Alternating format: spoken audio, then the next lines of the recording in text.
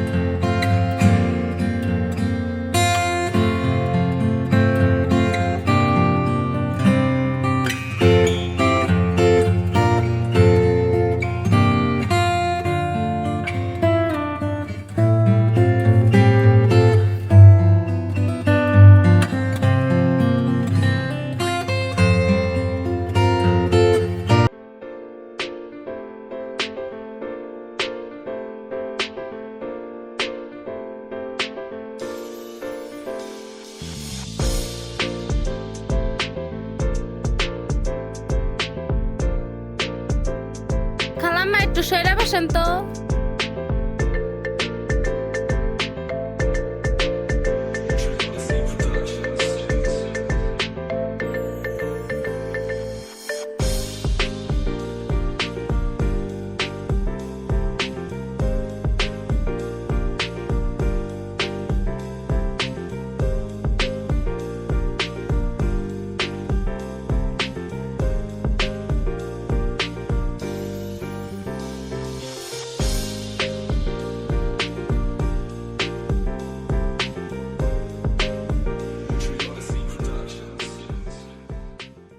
খালাম্মা কাপড় কানি থালা বাসন সবকিছু ধুয়ে শেষ করেছি, আমি এখন ভাত বসিয়ে দিয়ে যাই, আপনি একটু নামিয়ে নেবেন, পারবেন না খালাম্মা? ঠিক আছে সমীরন, আমি পারবো, তুই যা। তোর তো আরো 2-3 বারই কাজ করতে হবে, তাই না? খালাম্মা, আপনি তো সবকিছুই জানেন। আমার এই ছেলেটা কুলে থাকতে ওর বাবা মারা যায়, তাই তো আমি বাড়ি বাড়ি কাজ করি। মা, তুই কোনো চিন্তা করিস না, এই দুঃখ থাকবে না। তোর ছেলে বড় হলে সব দুঃখ দূর করে দিবে। খালাম্মা, দোয়া করেন আমি যেন আমার ছেলেকে মানুষের মতন মানুষ করতে পারি। খালাম্মা, আমি এখন যাই, ওই বাড়ির ভাবির মনে হয় রাগ উঠে গেছে। ঠিক আছে মা, যাও। কথার তালে তালে তোমার মনে হয় অনেক দেরি হয়ে গেল, তাই না? ঠিক আছে খালাম্মা, আপনি তাহলে বসেন, আমি যাই। ঠিক আছে, যাও।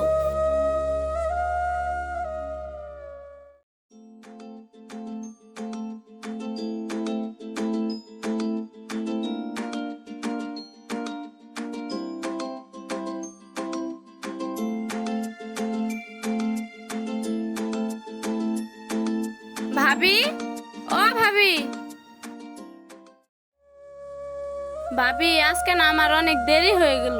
ভাবি, আপনার কাপড়গুলো দেন, আমি ধুয়ে দেই। ভাইজান কি অফিসে চলে গেছে? হ্যাঁ আপু, আপনার ভাই অফিসে চলে গেছে। আজকে আপনার এত দেরি হলো কেন? আপনার কি শরীর খারাপ আপু? না ভাবি, আমার শরীর ঠিকই আছে।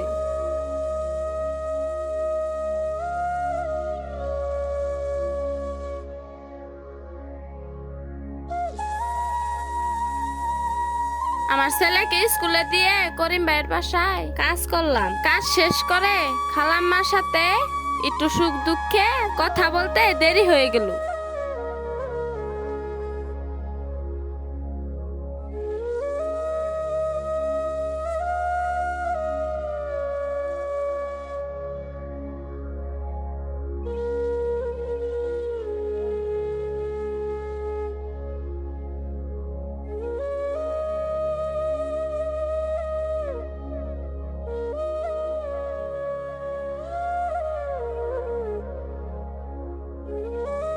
ভাবি, আমার কাপড় ধোয়া শেষ, এখন ভাত বসিয়ে দেই। না আপু, ভাত বসাইতে হবে না, আমি ভাত বসিয়ে দিয়েছি।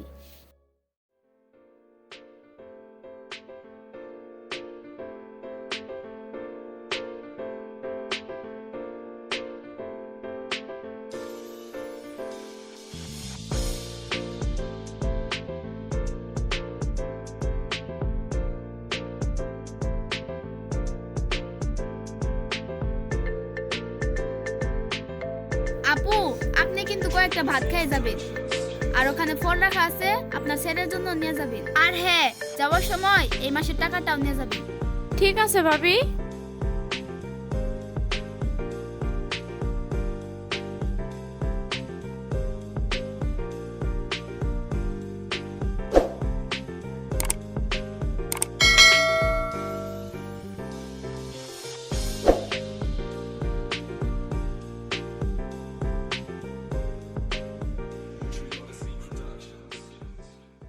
ভাবি, জলদি করে দেন, আরেকটা বাড়ি আছে, তাই শেষ। এমনিতে আজকে দেরি হয়ে গেছে, কি যে বলবে। ওই বাড়ির ভাবির তো মুখ ভালো নয়, সবসময় রাগারাগি করতেই থাকে। আচ্ছা আপু, আপনি একটু দাঁড়ান, আমি টাকা নিয়ে আসি।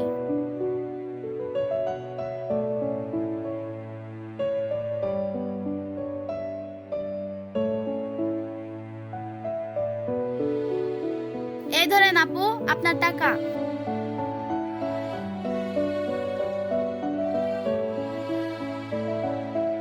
এই ধরেন, এই ফলগুলো নিয়ে যান। ভাবি, আমি এখন যাই।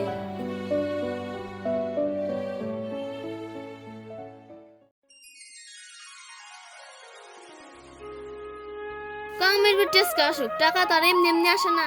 মাস শেষ হওয়ার আগেই টাকা লাগে, কাম করতে কি জিবি লাগে। এত বেলা হয়ে গেল, এখন আসার নাম নাই।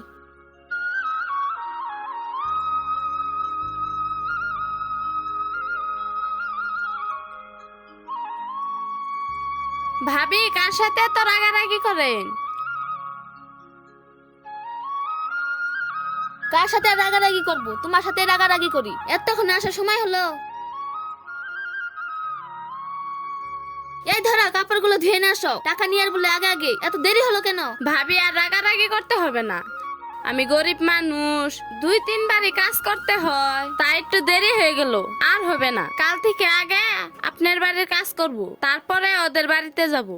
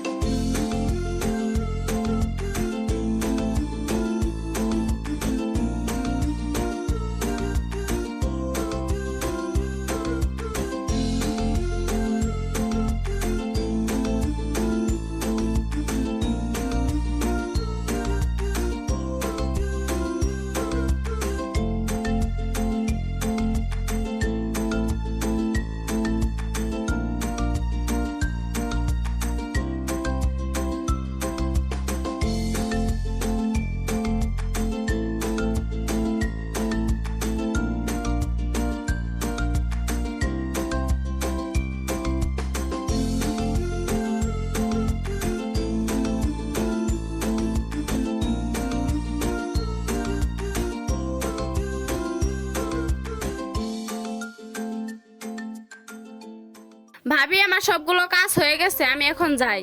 সমীরন তুমি একটু দাঁড়াও।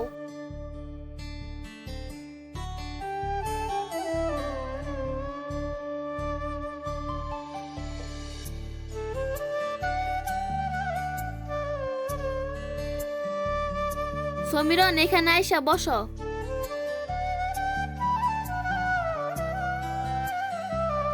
কি হয়েছে ভাবি বলেন। সমীরন তোমার সাথে আমার এরকম রাগারাগি করাটা ঠিক হয়নি। রাগের মাথায় কি না কি বলেছি, তুমি কিছু মনে করো না। আমার ভুল আমি বুঝতে পেরেছি। তোমার স্বামী না একটা ছেলে নিয়ে সংসার করতেছো, কিছু মনে করো না। এই ধরো টাকা।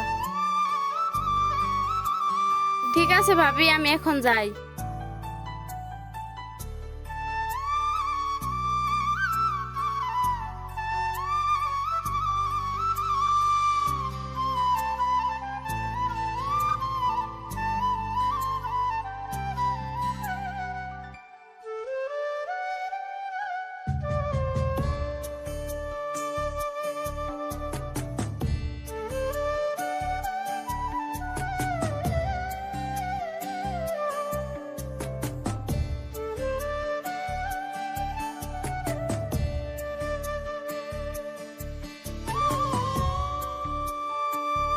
মা তুমি আইছো, এত দেরি হলো কেন?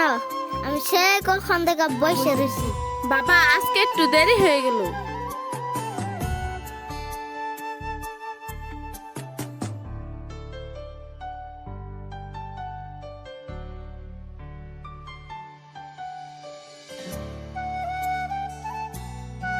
বাবা তুমি একটু বসো, আমি ওই মাদুর সাহেবের বাড়িতে যাব।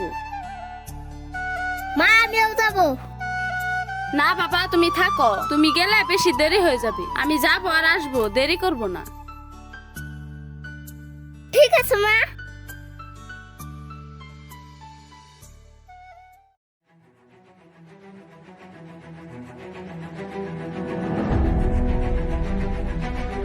কিরে করিম, আলু ক্ষেতের খবর কি? আলু উঠানো হলো? না মাদবর সাহেব, আলু উঠানো হয়নি।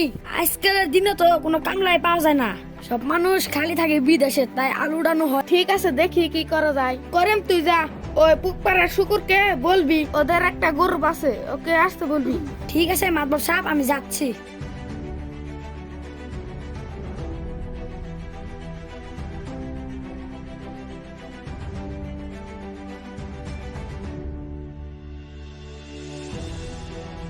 মাদবর সাহেব, ও মাদবর সাহেব, আপনি কি বাড়িতে আছেন? মাদবর সাহেব। কে? ও সমীরন, কি বলবি বল। মাদবর সাহেব, আমার আগের 4 মাসের 2000 করে 8000 টাকা, আর আজকে দিয়ে গেলাম 2000 টাকা।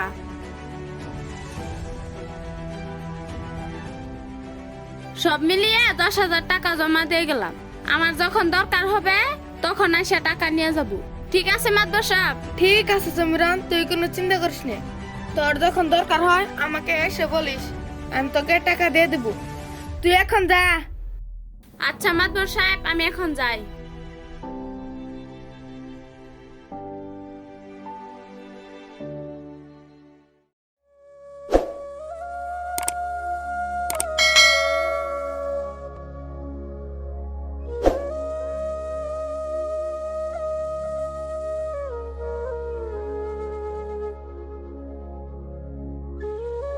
আরে সমীরন, তোর আজকে এত মন বেজার কেন? তুই এত কি চিন্তা করিস? আমরা আছি না, বলতো শুনি কি হয়েছে। খালাম্মা, এমনি তো কোনো চিন্তা করি না, কিন্তু অল্প কিছু টাকা থাকলে একটু মাটি কিনতে পারতাম। বাড়ির সামনে মাটি। কিরে সমীরন, মাটির দাম কত?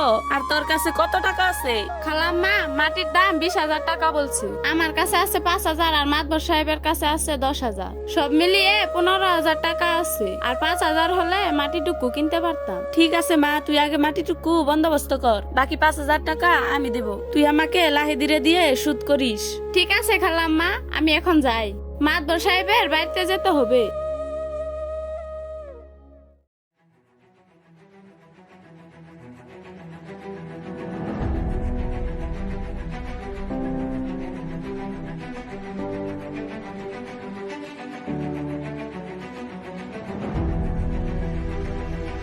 মাদবর সাহেব, ও মাদবর সাহেব, বাড়িতে আছেন নাকি?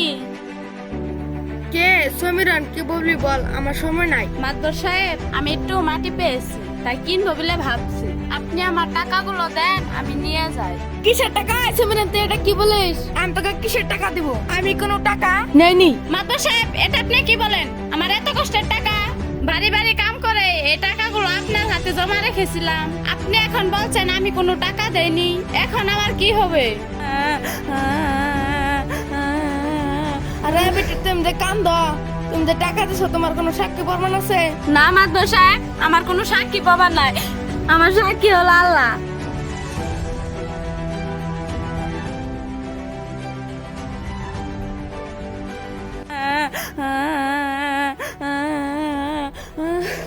আরে সমীরন, তুমি এভাবে কান্দাকাটি করো কেন? ভাই, আমি এত কষ্ট করে 10,000 টাকা জমিয়েছিলাম, আর টাকাগুলো মাদবর সাহেবের কাছে জমা রেখেছিলাম। তাই আজকে টাকাগুলো আনতে গেছি, মাদবর সাহেব বলে কিনা আমি কোনো টাকা দেইনি। তাই তো কাঁদতেছি ভাই। ঠিক আছে বোন, চলো আমরা তোমার সাথে যাব। আমরাও শুনে দেখি মাতবর সাহেব টাকার কথা কি বলে। তাই চলেন ভাই।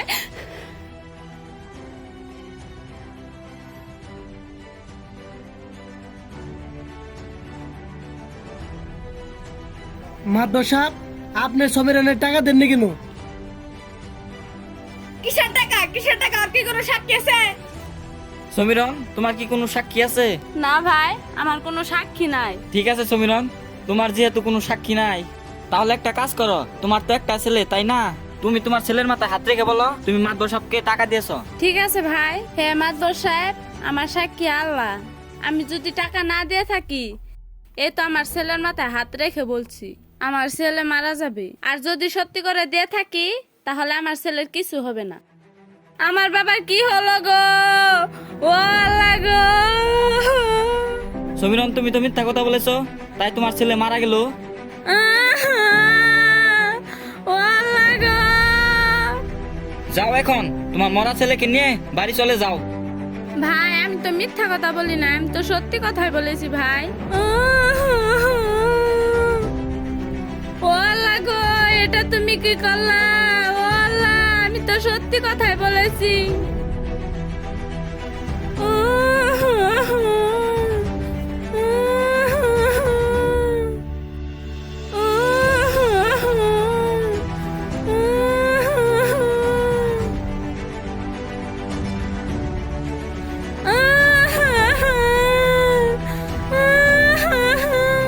আপা, আপনি কান্দেন কেন?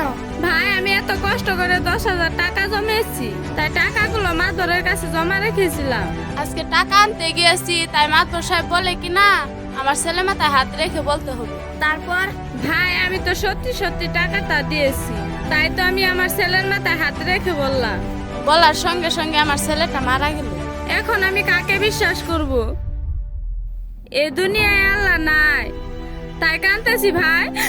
আপা, এই কথা বলতে নেই। কে বলেছে আল্লাহ নাই? আল্লাহ আছেন। আপনি এবার গিয়ে বলবেন আমি ভুল করে 10,000 টাকা বলেছি, আমি টাকা পাই 20,000। যদি সত্য হয় তাহলে আমার ছেলে জিন্দা হয়ে যাবে। ভাই, এটা কি করে সম্ভব? সত্যি কথা, আমার ছেলে মারা গেল, আর এখন মিথ্যা কথা বলবো, তাহলে তো আমাকেও মেরে ফেলবে। আর আপা, আপনি এবার জানতো এই দুনিয়ায় সত্যি কথায় ভাত নাই, সত্যের যুগ উঠে গেছে, সত্যর দিন আর নাই। চলেন, আমরা যাবো আপনার সঙ্গে। ঠিক আছে ভাই, তাই চলো।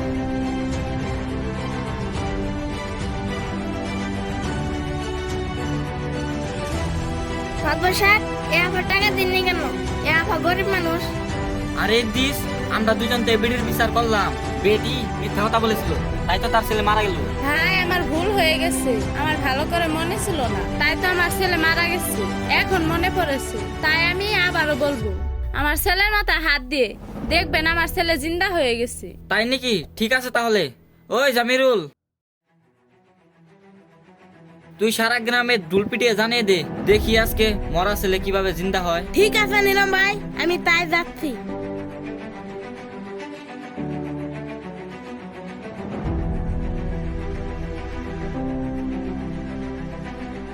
শুনেন শুনেন শুনেন, বিশেষ একটি ঘোষণা।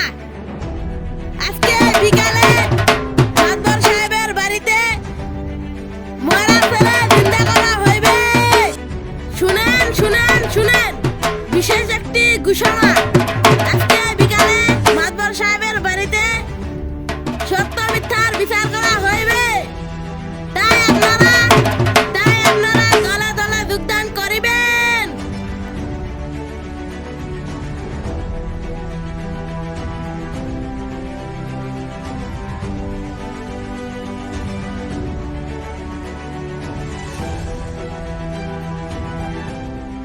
আচ্ছা নিরম ভাই, বিচার শুরু করা হোক। গ্রামের সব মানুষই এসে গেছে। ঠিক আছে সমীরন, তুমি তোমার ছেলের মাথায় হাত রেখে বলো তুমি মাতবর সাহেবকে কত টাকা দিয়েছো। হে আল্লাহ, তুমি তো সবকিছুই জানো। আমি জীবনে কোনোদিন মিথ্যা কথা বলি নাই। আমার তো একটাই ছেলে, তাও তুমি নিয়ে গেলা। তাই আমি জীবনে ফার্স্ট একটা মিথ্যা কথা বলছি। তুমি মাফ করে দিও আল্লাহ। এ সমীরন, বলছো না কেন? ঠিক আছে, এই তো আমি আমার ছেলের মাথায় হাত রেখে বলছি আমি মাতবর সাহেবের কাছে 20,000 টাকা পাই। ও বাবা গো, আমার বাবা ভালো হয়ে গেছে। ও বাবা, মামার কি হয়েছে? জলদি করে টাকা নিয়ে আসেন। হ্যাঁ হায়দার ভাই, আমি এখন সত্যি কথা বলছি। সমীরন আমার কাছে 10,000 টাকা রেখেছিল। না না মাতবর সাহেব, এটা আমরা মানি না। এখন আপনাকে 50,000 টাকা দিতে হবে। হ্যাঁ হ্যাঁ নয় মাতবর সাহেব, হ্যাঁ।